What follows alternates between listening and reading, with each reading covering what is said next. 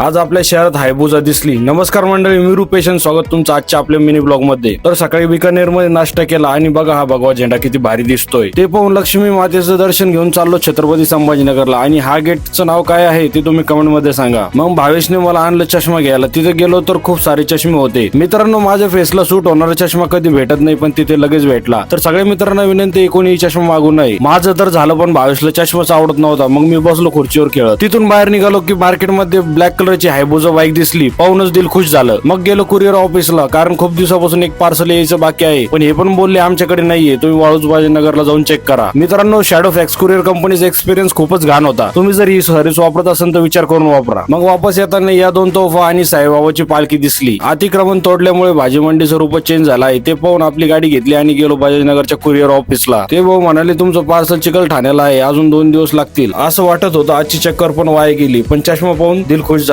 तुम्हाला कसं वाटलं चष्मा कमेंट मध्ये सांगा, आणि लाईक आणि फॉलो तर तुम्ही करणारच आहे। जय महाराष्ट्र।